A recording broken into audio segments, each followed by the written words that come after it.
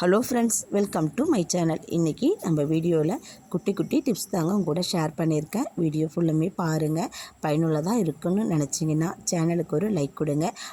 வீடியோவை ஸ்கிப் பண்ணாமல் பாருங்கள். அப்போ தான் நான் என்னென்ன டிப்ஸ் சொல்லியிருக்கேங்கிறதே உங்களுக்கு புரியும். வாங்க வீடியோக்குள்ளே போகலாம். ஃபஸ்ட்டு இப்போ என்னென்னு பார்த்தீங்கன்னா, வெண்டைக்காயை கட் பண்ணுறதுக்கு முன்னாடியே நம்ம நல்லா கழுவி எடுத்துக்கணுங்க. அப்போ தான் கட் பண்ணும்போது கையில் பிசுபிசுப்பு தன்மை இல்லாமல் இருக்கும்.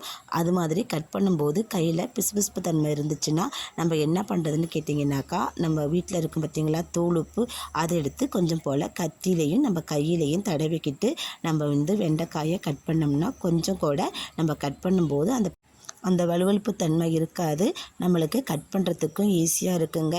தூளுப்பை மட்டும் கையிலையும் கத்திலையும் கொஞ்சம் போல் தடவி விட்டுட்டு நீங்கள் கட் பண்ணி பாருங்கள். யூஸ்ஃபுல்லாக இருக்கும். ட்ரை பண்ணி பாருங்கள். வாங்க நெக்ஸ்ட் ஸ்டெப் என்னென்னு பார்க்கலாம். வெண்டைக்காயை ஒன்று ஒன்றா நம்ம கட் பண்ணுவோம். அந்த மாதிரி கட் பண்ணி எடுக்கிறதுக்கு நமக்கு டைம் ஆகும். எல்லா வெண்டைக்காயும் ஒரே நிமிஷத்தில் வச்சு நம்ம ஈஸியாக கட் பண்ணிடலாங்க. அதுக்கு ஒரே ஒரு லப்பர் பேண்ட் மட்டும் இருந்தால் போதும். இந்த லப்பர் பேண்டை எடுத்து இந்த மாதிரி சென்டராகவோ இல்லை சைடில் ஒரு பக்கமாக போட்டு விட்டுருங்க. போட்டு விட்டுட்டு அந்த அடிக்காம்பை நம்ம கட் பண்ணி எடுத்துட்டு நம்ம பிடிச்சிட்டு இந்த மாதிரி கட் பண்ணோம்னா எல்லா வெண்டைக்காயுமே ஒரு 10 நிமிஷத்துக்குள்ளேயே நம்ம 1 கிலோ வெண்டைக்காய் இருந்தாலும் ஈஸியாக கட் பண்ணி எடுத்துடலாம். ஃப்ரெண்ட்ஸ், கட் பண்ணும் போதே பூச்சி எது இருக்கான்னு பார்த்து கட் பண்ணுங்கள். ட்ரை பண்ணி பாருங்கள். யூஸ்ஃபுல்லாக இருக்கும்.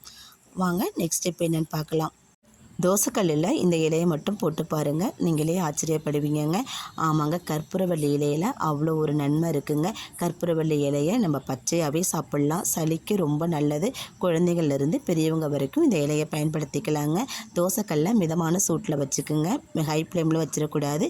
மிதமான சூட்டில் வச்சு இந்த இலையை நம்ம வாட்டி எடுத்துக்கணும். ஹை ஃப்ளேமில் வச்சோம்னாக்கா இலை ஒரு மாதிரி கரைஞ்ச மாதிரி வந்துடும். இதை நம்ம பயன்படுத்த முடியாது. மீடியம் ஃப்ளேமில் வச்சுட்டு நம்ம சூடுபடுத்தி எடுத்துக்கலாம். சூடுபடுத்தினதுக்கு பார்த்தீங்கன்னா இலை இந்த மாதிரி வெந்து வந்துருங்க. இந்த இலையோட நிறம் மாறி இருக்குங்க. அப்பயே தெரிஞ்சுக்கலாம் நம்ம இலை வெந்து வந்துருச்சு அப்படின்னு சொல்லிட்டு.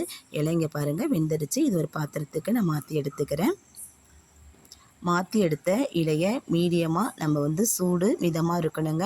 அந்த மாதிரி சூட்டில் தான் இதை குழந்தைங்களுக்கு பயன்படுத்தணும். குழந்தைங்களுக்கு நெஞ்சில் சளி கட்டி இருக்கும் பார்த்திங்களா, அந்த மாதிரி இடத்துல நம்ம மிதமான சூட்டில் வச்சு இதை நம்ம போட்டோம்னாக்கா மார்பு சளி பிள்ளைங்களுக்கு இல்லாமல் போகும். வறட்டிருமல் உள்ளவங்களுக்கு கூட இதை பயன்படுத்தலாங்க.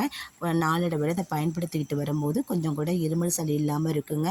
அது மட்டும் இல்லை, இந்த இலையோட சாறை புழிஞ்சி நம்ம குழந்தைங்களுக்கு உள்ளே கொடுத்தோம்னா எப்பேற்பட்ட நெஞ்சு சளியாக இருந்தாலும் அறுத்துக்கிட்டு வெளியே வந்துடும். பெரியவங்கள்லேருந்து சின்ன பிள்ளைங்க வரைக்கும் இதை யாருனாலும் பயன்படுத்தலாம். இங்கே பாருங்கள் எவ்வளோ சாறு வருதுன்னு. இதை எடுத்து ஒரு ஸ்பூனில் 3 மாத குழந்தையிலிருந்தே இதை நம்ம பயன்படுத்தலாங்க.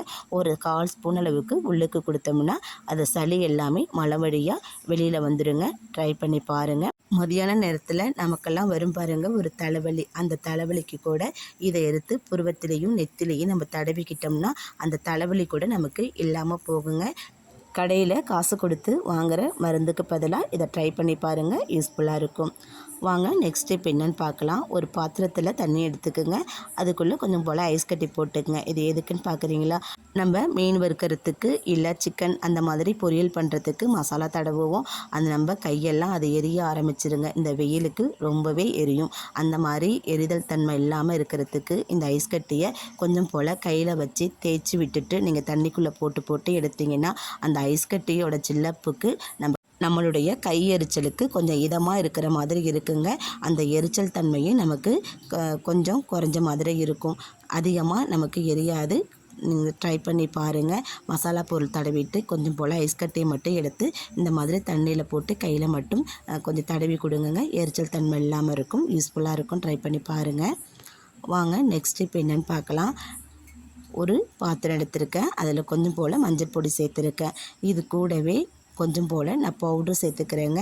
நம்ம முகத்துக்கு பூசுவோம் இல்லையா, அந்த பவுட்ரு தான் சேர்த்துக்கிறேன். இதை கொஞ்சம் போல் சேர்த்துட்டு நம்ம கையை வச்சு நம்ம நல்லா கிளறி கொடுத்துக்கலாம்.